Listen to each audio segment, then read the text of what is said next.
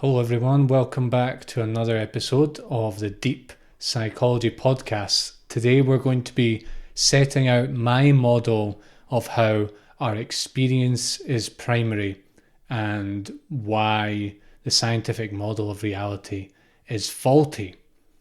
Before we get there, just want to remind you that we have new long-form episodes every Wednesday, snippets on Thursday, Sunday, and Tuesday, all at 9 p.m. Central European Time, 8 p.m.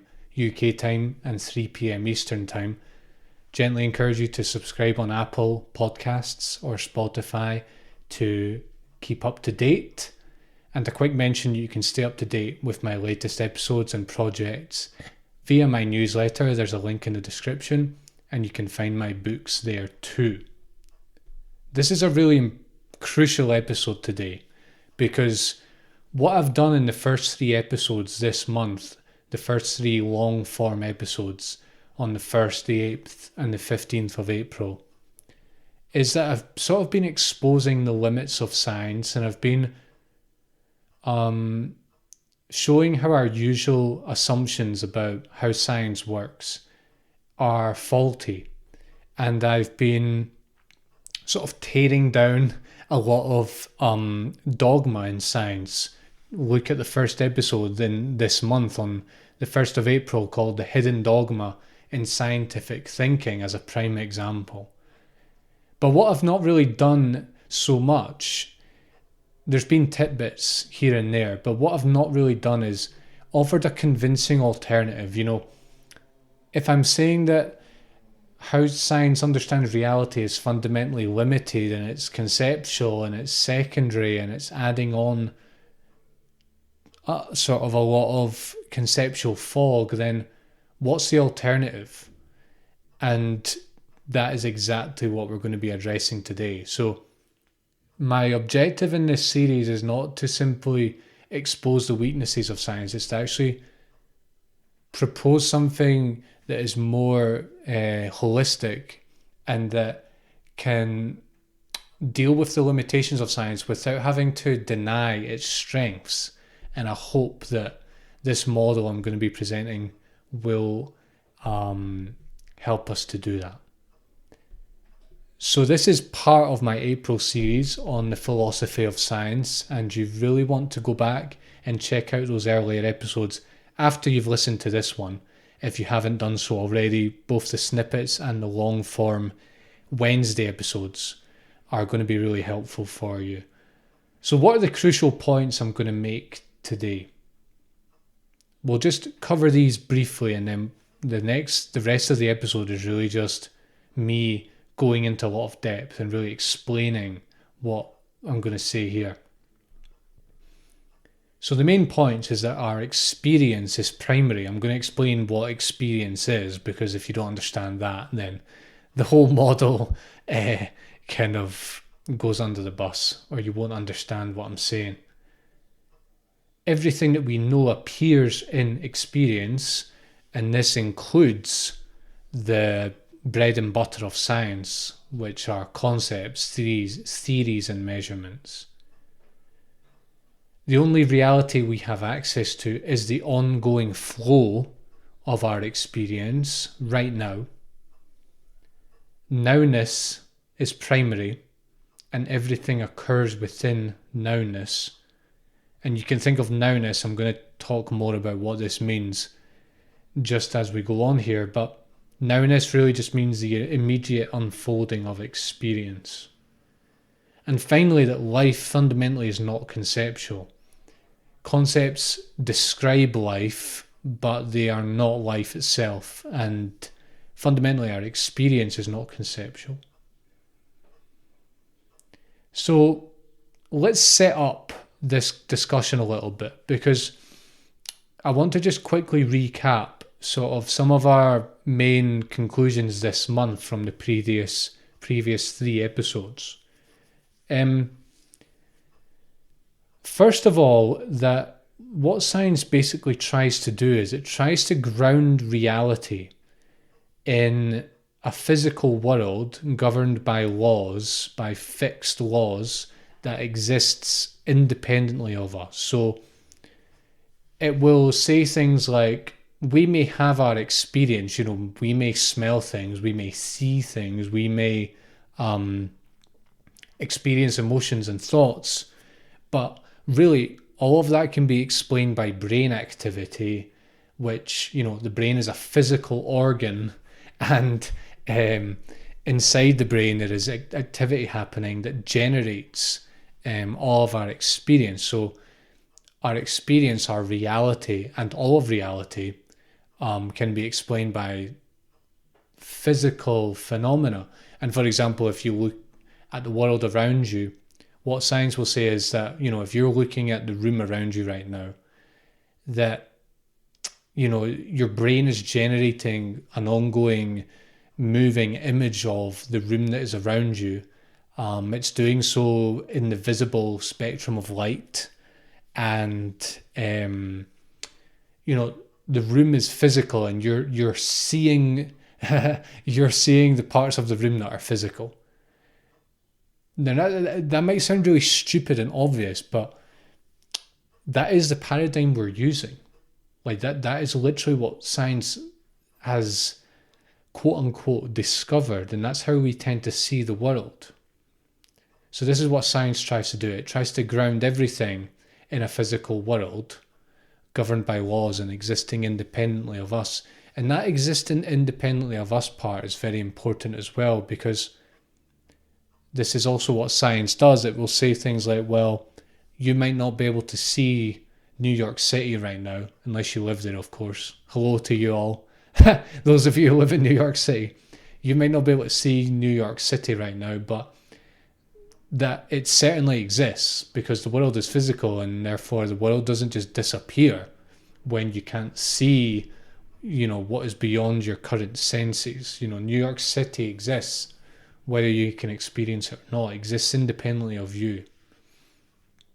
Okay, so listen, I'm not going to go into this point too much, because I've spent a whole episode talking about it in February called Is the World Physical? So go and listen to that. It's about 50 minutes long, explaining what the problems are with this model. But this is just what science tries to do. So let's just take that into account. What science has sort of told us implicitly, sometimes explicitly, but mostly this is implicit, and it's implicit in our understanding of the world, is that we experience the world kind of almost as though our senses were a flashlight. So it's almost as though by interacting with our small sort of little slice of the world that we experience, we are able to perceive it because of our senses, because our senses enable us to access the little section of the world that is within our sensory range. For example, right, you can see the room around you or the scene around you, and you can't see what is beyond that. So you can think of your sensory field as like a flashlight that lets you see what is currently accessible to your sense of sight, but nothing beyond it. But what is beyond it is certainly there, and it's independently of you being able to see it or not. So in this way, when you go into the woods at night with a flashlight, why am I saying flashlight? I should really say torch, because I'm from the UK, but there we go. I'm catering to my audience. You turn a torch on in the woods, you can see that little section of the woods, and then, the darkness around it is there, whether you can see what's in the darkness or not. That's sort of what science tells us that our experience is doing. It's like this torch that shines a light on our little section of the world and makes that accessible to us through our senses. So that's fundamentally how science understands our experience. It understands that we are perceiving a world that is certainly there, and it certainly exists permanently and independently of us. And our brain is really what generates all of our experience. Now, my model doesn't necessarily reject this as like a pragmatic model. So I accept there are pragmatic reasons to understand reality in this way. But actually what I think my model does is it cuts to the core of how we actually experience life. The core of what it actually means to be alive moment to moment to moment. Like, it's very immediate in a way that the model of materialism or of naive realism just means that the world is physical and exists independently of you, and the only real world is the physical world. That these are conceptual overlays. Now, of course, I've spoken about this more at length in previous episodes, in all of my philosophy episodes, and I've got a link to those in the description. But my model does, it goes to the heart of what it actually means to experience life. And our experience of life is not that there's a permanent external world. It simply isn't. That concept is a conceptual overlay that we add on to try and make sense of life. And it might have pragmatic use, but it's not actually, phenomenologically, it's not accurate. And so my model is what we might call a consciousness first model, or an experience first model. I'm taking consciousness or experience to be primary. So before we get into the model itself, we have to talk about what is experience, because experience means many things in many different contexts. So if I just say experience, well, that might be rather confusing, won't it? So in this context, experience just means the entirety of your current experience. So you have your visual field, you have your auditory field, you have your somatic field, your sense of touch, you have emotions, and you have your mind. You have thoughts and images that are in your mind. And of course, all of these combine in a very intricate and complicated way to generate your experience, or to create your current experience. That's what experience is. It just means your current sensory input. And in this context, I'm going to take consciousness, awareness, experience, and being to mean the same thing.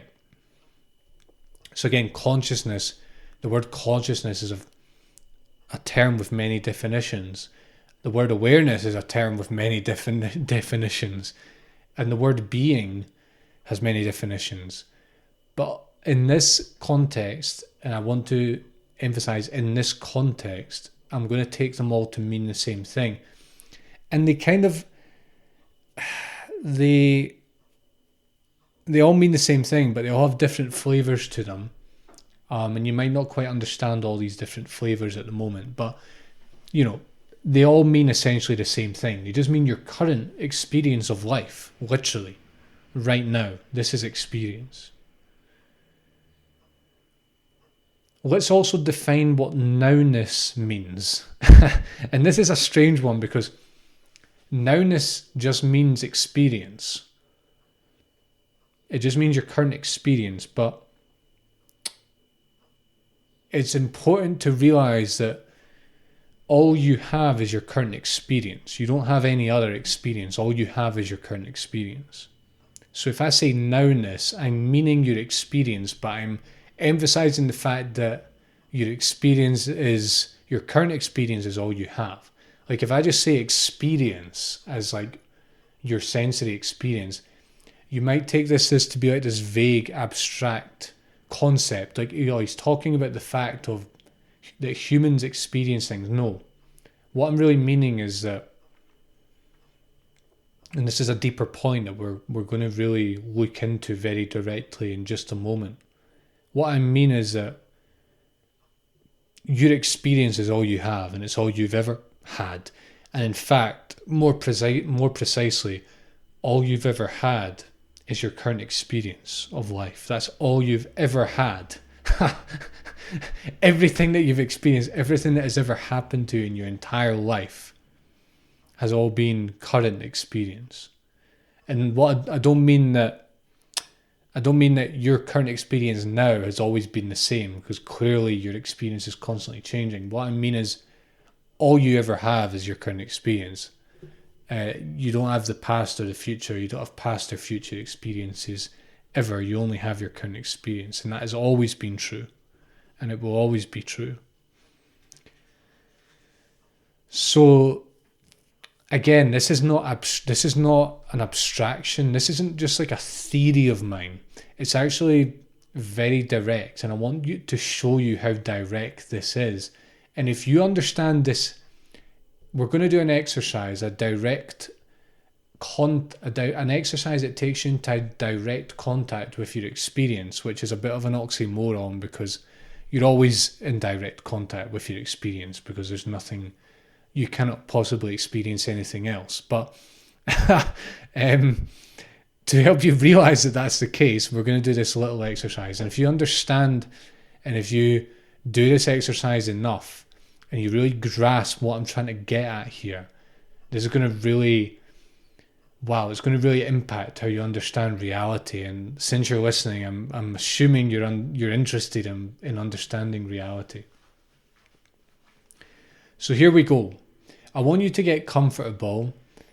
I want you to let go of distractions. Like if you're doing something else at the moment, maybe you're cooking, I want you to stop doing that, or to come back to this whenever you can. Really set aside a period of 10 minutes for this exercise. Stop what you're doing, sit down, and sit comfortably, sit relaxed, untense your body, sit symmetrically. You don't have to sit in like a meditative position. This is kind of a meditation, but you don't have to do that. Just sit comfortably and set aside all distractions, nothing too elaborate. What I want you to do is to bring, with your eyes open, keep your eyes open, I want you to notice right now that you have your visual field, so you can see whatever you're seeing. And that you cannot see whatever you are not seeing. You also are hearing whatever you're hearing right now. You're hearing my voice, you're hearing sounds in the room around you. You might have sounds coming from outside your house. You're hearing all of this, and you're not hearing what you cannot hear. Also, you're feeling whatever you're feeling right now. You might be feeling the pressure of the seat or the sofa on your body. You might be feeling your clothes. You might be feeling the temperature of the room. You might be feeling subtle movements of air on your body. Whatever you're feeling right now, notice that that is what you're feeling, and that you're not feeling what you are not feeling. Also realize that you're probably having thoughts right now. You might be thinking about this exercise. You might be commenting on this exercise. You might be commenting on me in some way. Or you might be thinking about what's coming next, what you have to do later on. You might be thinking about what's happened earlier today. You might be thinking about something you've been ruminating over for the last little while. Just notice whatever you're thinking is whatever you're thinking, and that you're not thinking whatever you're not thinking.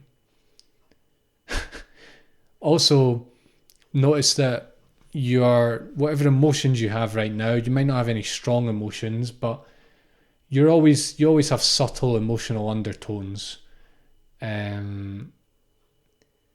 Maybe subtle joy, subtle boredom, subtle sadness, subtle anxiety, subtle this, subtle that.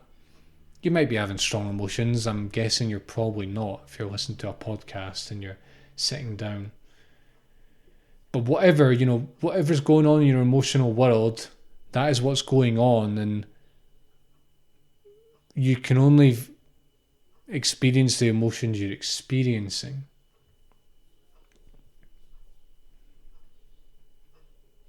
So I just want you to notice everything that's happening for you right now.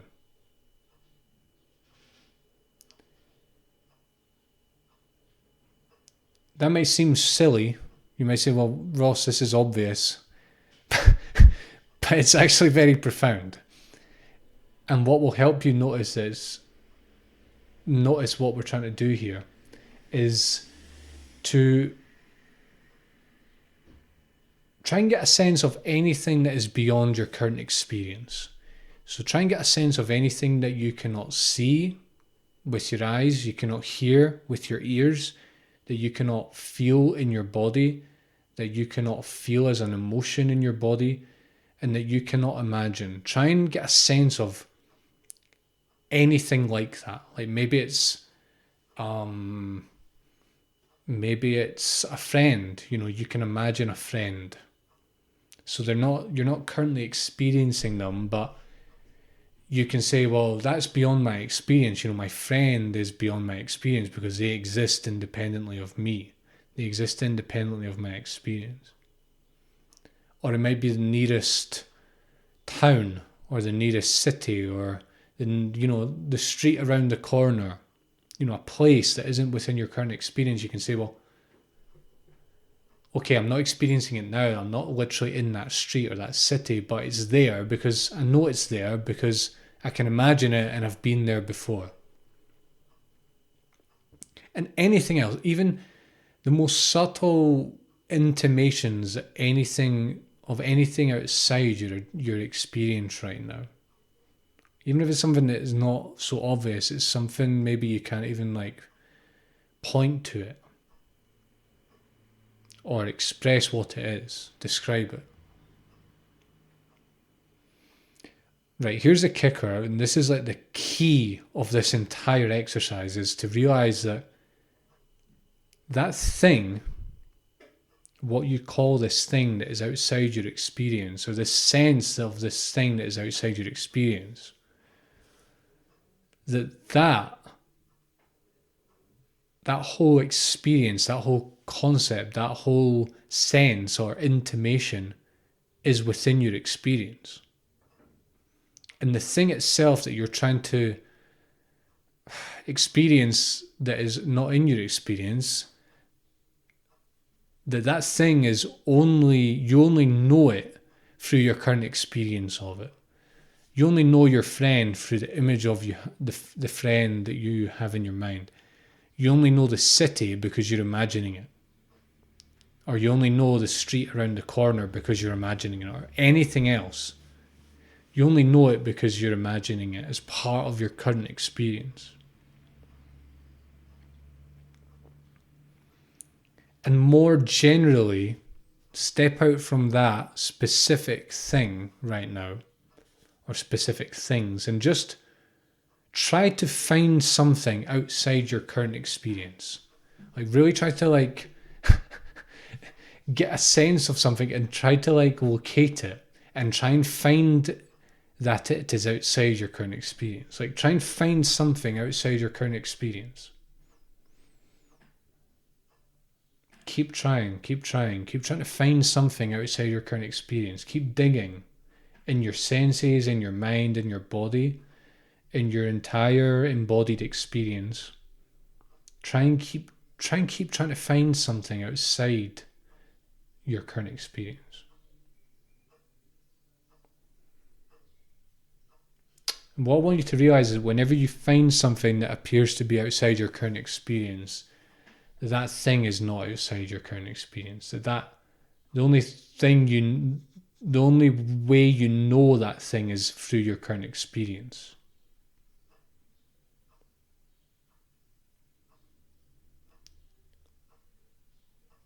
And again, if you really care about understanding what we're trying to get at here, trying to understand the fundamental nature of human experience, I want you to repeat this until it really hits you not as like an idea, but it actually hits you and you can feel it, and it like has an impact on you, that you cannot find anything outside your current experience.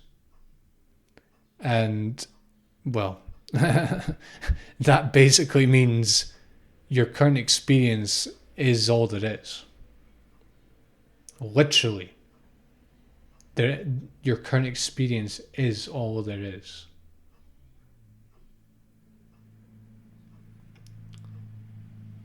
All right, you can let go of that exercise and you can just go back into ordinary mode, not trying to do anything, just listening. And we're going to now sort of shift into some insights that this little exercise gives us, or it gives us at least a window into these insights. Some of these insights take more work, but this exercise gives us a good window into these. And it's a good way to sort of bridge into the model. And really, these insights form the heart of my model. First of all, and this is no small thing, is that there is nothing outside your current experience. There is nothing outside nowness. In other words, there is nothing outside consciousness. There is nothing outside awareness. And this is empirically verifiable. You know, if you say, well, listen, I don't know New York City exists, but, you know, I'm going to assume it exists because I can imagine it, and because, well, people have told me that it exists, and, you know, well, science tells us. But what is all that? All of that is your own experience. That is your thoughts, that is your emotions, that's your memory at work, that's your, images your mind of New York City in your mind. This is all your own experience. Only the idea of New York City is your own experience, and everything else that you're associating with that idea is your own experience. And this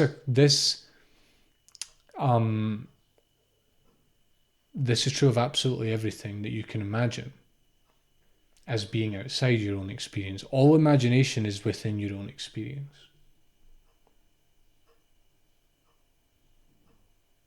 Nowness contains everything. Literally. You cannot find anything outside of nowness. In this way, nowness is like a container outside of which there is nothing. Kind of like an ocean that extends endlessly in all directions.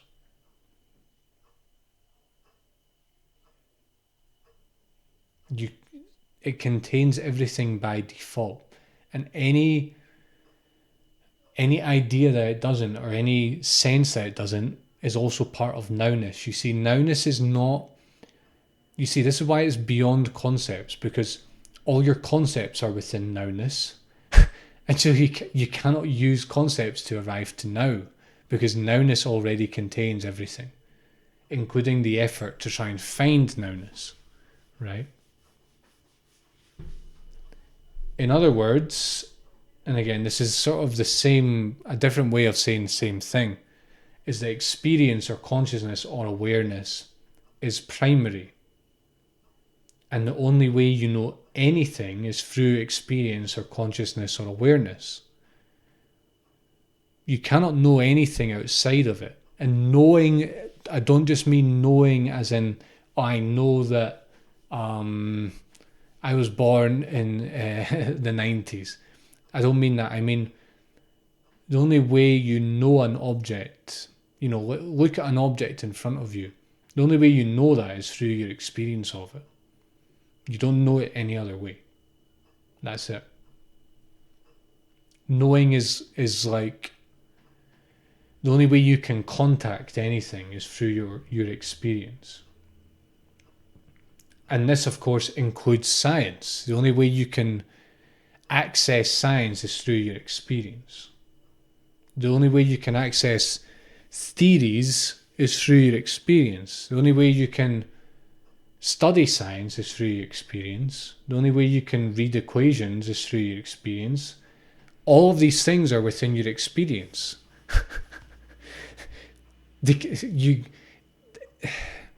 That's the only place they've ever been, is within your experience.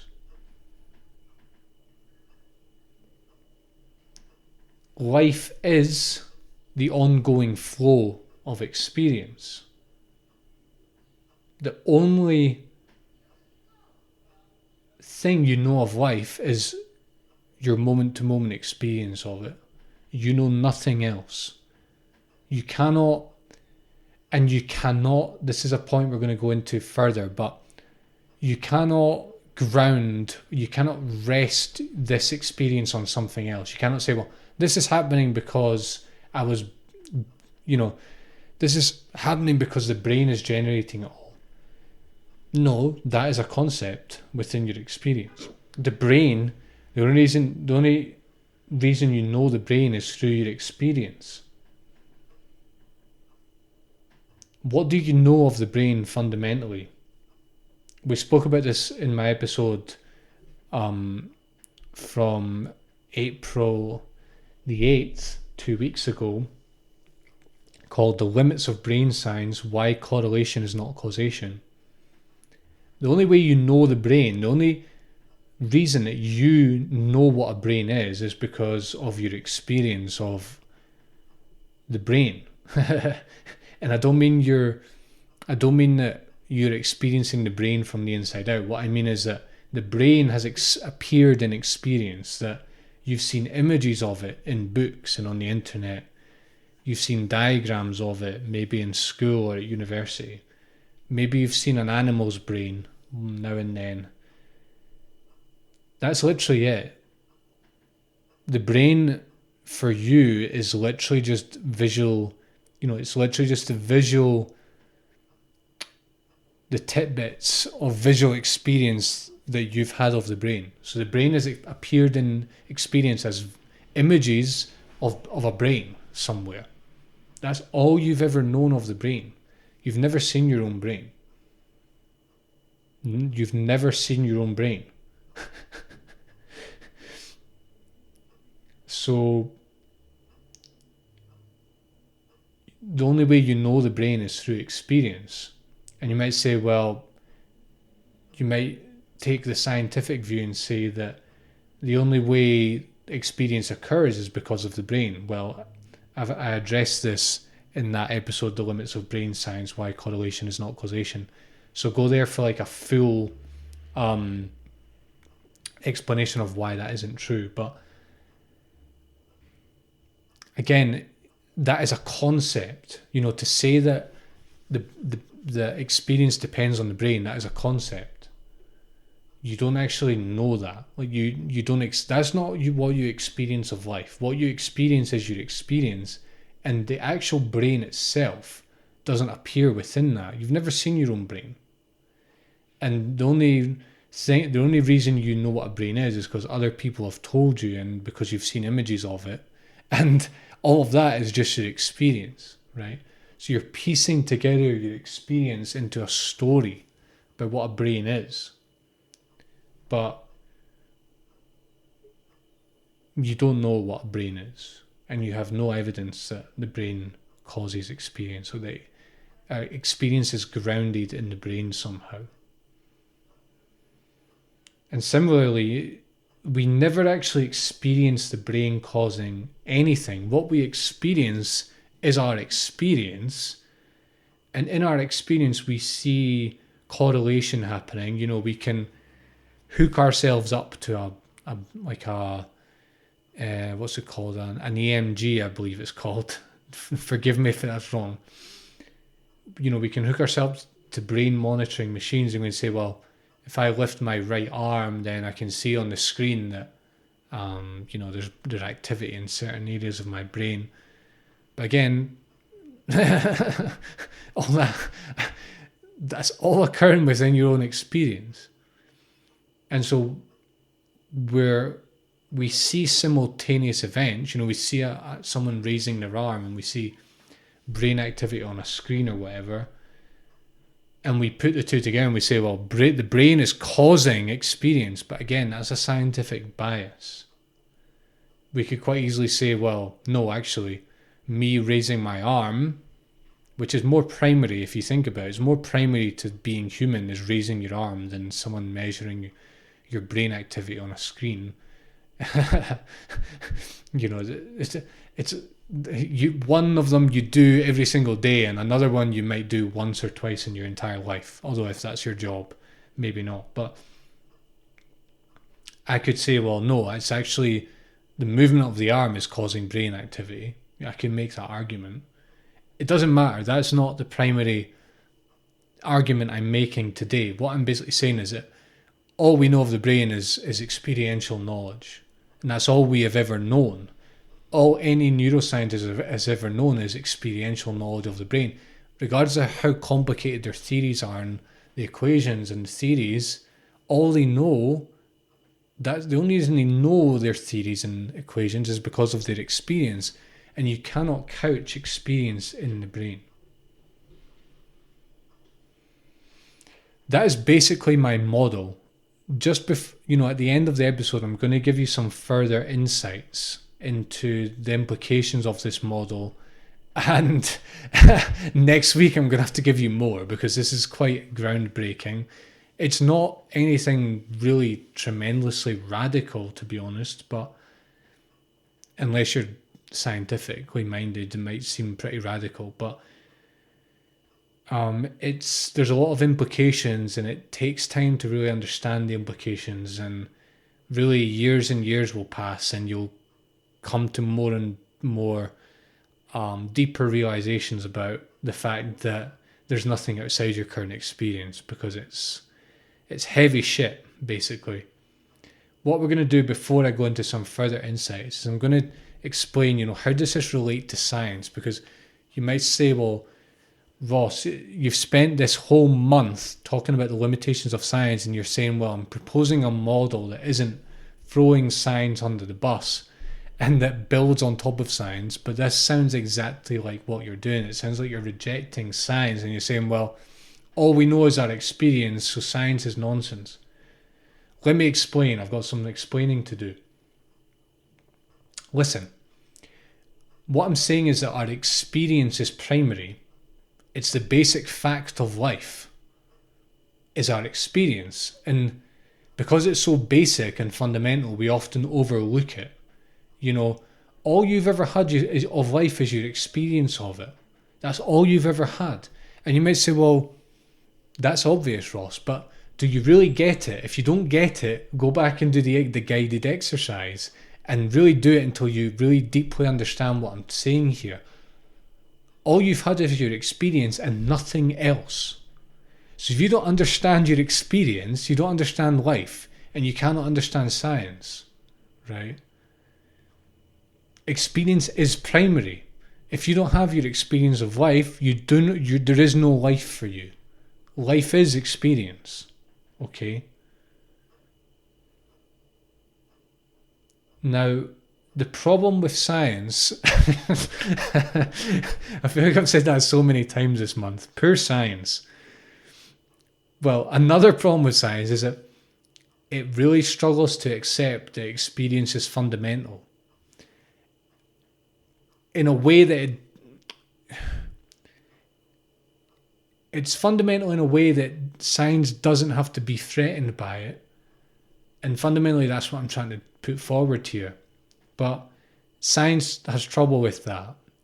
And it has to ground experience in something else, because this is what science does with everything, because it's fundamentally working under the materialist paradigm, in that, fundamentally things are at the fundamental level, things are physical. So if we can't explain something through reference to physical phenomena, then either we're doing it wrong, or the phenomena that we're trying to explain isn't really real. So that's why science tries to ground experience in the brain, in the body, in chemical reactions, in electrochemical reactions, in compounds, in space, in time. because it needs to ground it in something physical. But listen, what I'm saying is that our experience is primary. Even the concept of physicality, and in fact, the experience of what it is that we call physical, the reason we know physicality is because of our experience. And it is so fundamental that we overlook it because it's such an obvious thing. But again, if we overlook the obvious, we're going to create problems because we're trying to ground something that is fundamental in something more fundamental, which doesn't make any sense. What science does is it digs into our experience, it adds on to it, it conceptualizes it, it compartmentalizes it, it draws distinctions, it observes patterns, and it seeks rules and laws and theories on why we experience what we do. Let me give you an example, right, of water. Now, I've got a glass of water sitting in front of me because I've been speaking for the last 40 minutes, and occasionally it's useful to drink some water. But take water for an example. So I'm sitting here looking at the water. Now, all I really know of the water is the appearance of it, and then if I drink it, I know what it feels like, I know what it tastes like. I know that it behaves as a liquid, I can pour it on the floor. These very sensory things, that's what I know. What science will do is, it'll be like, okay, we know these basic things. A child knows this stuff because this stuff is largely just preconceptual. It's just direct experience. But it says that's not enough. Fundamentally, the water is not what we experience of it. Fundamentally, the water is something else. And because of how science operates, it'll say we can look, and I discussed again last week actually in my episode Science is Addicted to Explanations. I looked at this problem in science that it tries to ground reality, it tries to ground things in constituent parts, basically. So what science will say is, no, the water is made up of smaller things. It's made up of atoms, it's made up of molecules of H2O. So water is not really our experience of it. Water is H2O molecules that come together to make our experience of water. Yet it doesn't realize that this is a huge problem. It doesn't realize that the idea of H2O is a concept. Even if you've got an H2O molecule sitting in front of you, which you never do because molecules are so tiny that we never see molecules. We just infer them through experiments and so on. H2O is a concept, and no matter how much we know about what water is supposedly constituted of at a small scale, that doesn't render our experience null. In fact, all of that information is simply an add-on to our experience. It's a conceptual framework for what we're experiencing, because all we experience is at the macro level. So anything about the micro level is purely conceptual. It's an addition to our experience, and it doesn't explain water. It doesn't explain water because it's all conceptual, and concepts can never really explain what the thing that they're referring to. And fundamentally what science is doing is, so listen, let me just back up. You can take the example of water and apply it to absolutely anything. Water was just a silly example, to use a simple example to really explain what I'm saying here. All you have is your current experience. That's all you ever have. And what your conceptual mind does, and much of your conceptual mind is governed and filled with scientific theories and frameworks and so on. What it does is it tries to explain your current experience, right? It tries to, first of all, put your current experience into a world that exists around you independently of you and is physical, supposedly. And then it also gives you lots more information about that. So it tells you, well, the sun is 93 million miles away. I think that's supposedly how far away it is. If I'm wrong, forgive me, but it doesn't matter. It'll tell you the sun is 93 million miles away, and you say, well, okay, well, that really means that the sun exists independently of me. It's really far away and I know nothing about it, so it exists independently of me. And my experience is just like the torch in the woods. I'm just seeing a small part of everything that's out there. And you lose touch with your experience because you've conceptualized it so much that you're no longer looking at your experience. And again, I've spoken about, I think it was last week, I spoke about this in more length. This is what our concepts do. Science, what it fundamentally does is it gives more reality to these explanations than to our direct experience. And what I'm saying is I'm sort of flipping the equation here. I'm saying that no, our direct experience is primary because that's what we actually have. You know, we do not have that the sun is 93 million miles away. We have a sun, we can see it. And we can, you know, all we have is our visual experience of it. And we, by the data that we collect about the sun and so on, and gravity, I don't know how they calculate the distance, I can't remember, but we take all this data, which is also just appearing within our current experience, and we once we put it through our conceptual frameworks and so on, we conclude, well, that means that the sun is this physical thing that exists all this distance away. But we never have that, you see.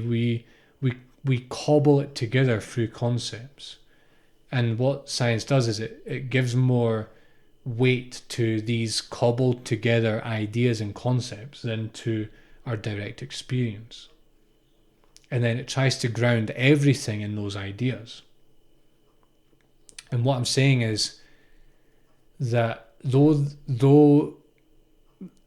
no, I'm not necessarily saying that the sun is not 93 million miles away, because within the framework of science that makes sense. But what I'm questioning is the framework itself. What I'm saying is that no, our experience is primary.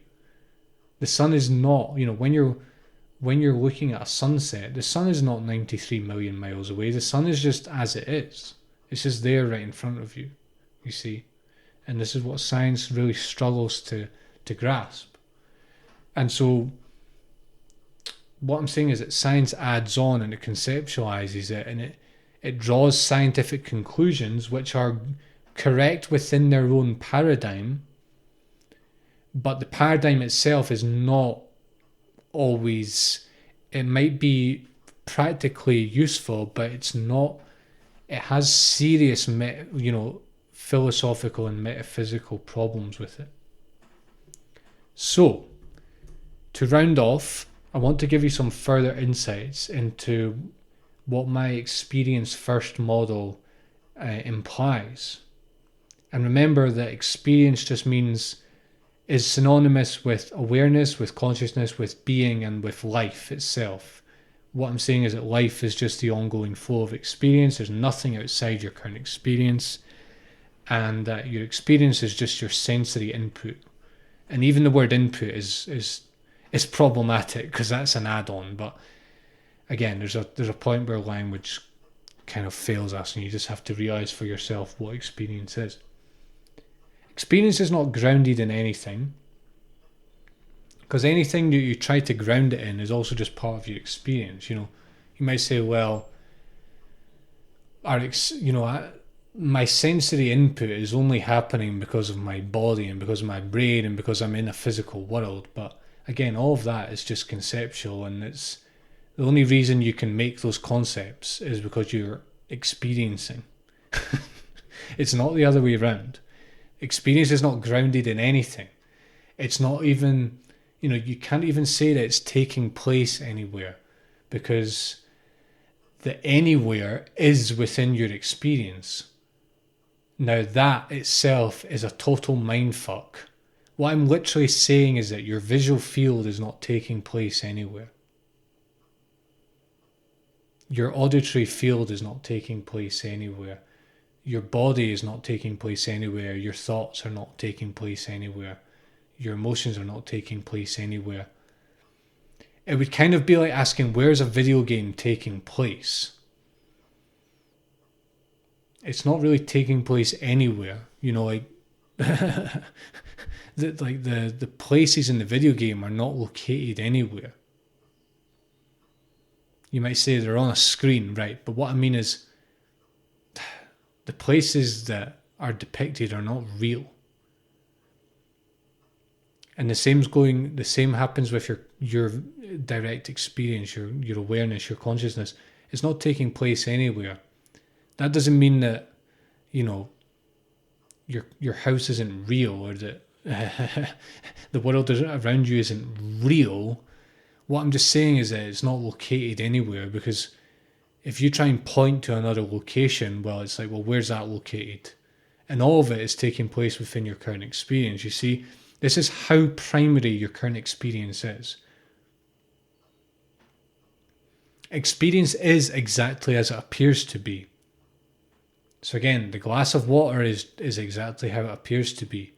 Your concepts of the glass of water are concepts, and those also are just exactly as they appear to be. The images of a brain in a textbook is exactly as it appears. The photo of a brain on the internet is also just as it appears. It's a photo. End of story. All your ideas of anything, of what it means to be alive, of what science is, of what life is, those are just ideas. They're ideas, they're just as they appear to be. I'm not saying they're true or false. I'm just saying they are as they appear to be in your experience. There is nothing behind the scenes of experience. This is a scary insight. And again, these insights are very subtle and very profound, and I could spend a long time trying to decipher and tear them up, like not tear them apart, sort of tease them apart and explain them, but just listen. There's nothing behind the scenes of experience. That is, there's nothing behind the scenes of what you're experiencing right now. There's nothing outside your experience. There's no Big Bang. There's no physical Earth. There's no physical solar system. There's just your experience, and all those are just ideas. And even if you were to fly outwards and see the Earth from a distance, there's nothing behind that either. Your experience is exactly as it is in all moments, and it's exactly as it appears to be. Then there's nothing other than it. And no amount of science can address this, because this is our fundamental experience of life. This is what we actually have. Everything else is an assumption and a conclusion that we add on or draw from our present experience. And one last insight before we round up is that time is an illusion and a practical construction. Another insight that we could talk a lot about, but again, we're going to have to go into that more next week. Time is largely a conceptual creation. You have all sorts of ideas about what time is, but what's your actual experience of time? What you really experience of time, and don't just take my word for it, investigate it by looking directly at your current experience, as I showed you to do in the guided exercise. All you experience of life is your current experience, and past and future are ideas, and then, they are aspects of your current experience that rely on your memory and your imagination. That's literally all they are, and that's all they have ever been. And so time is something that we patch together. It's our way of understanding our experience. It's our way of understanding that this podcast's, you've been sitting here listening to this podcast for 40 minutes or for however long it's been. But all you have is now. You don't have those 40 minutes. All you have is now, but you certainly have the memory of having been sitting here for the last 40 minutes. So for practical purposes, we patch our experience together, we cobble it together, and we say 40 minutes have passed, but we don't actually know that, right? On a fundamental level, we don't. So time is an illusion, and it's a practical construction, and we infer time, you see. Okay, so next week we're going to continue on this topic to round up this series, this April series on the philosophy of science. We're going to round up with looking, bringing this all down to a practical level after critiquing science, after bringing in this consciousness first model. What does this actually mean for our lives? How do we use this? How do we apply it? Do we take science seriously? Do we not? Do we forget about the practicalities of life?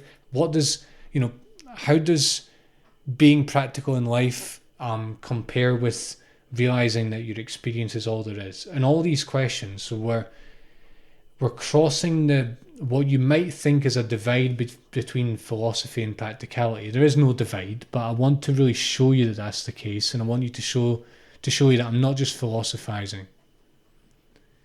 So join me for that. And of course, make sure to subscribe on Apple or Spotify. New long form episodes every Wednesday, snippets on Thursday, Sunday and Tuesday at 9 p.m. Central European Time, 8 p.m. UK, 3 p.m. Eastern. And a quick mention, you can stay up to date with my latest episodes and projects via my newsletter. You'll find a link in the description, and you'll find my books in that link as well if you want to go deeper with my work. And I'll also say, if you want to continue listening right now, I would go back to my earlier episodes in April, which I've referenced, and I would also check out the philosophy playlist that is on my website. There is a link to that in the description. Thank you very much for listening to the Deep Psychology Podcast, and I'll be back very soon with more. Take care.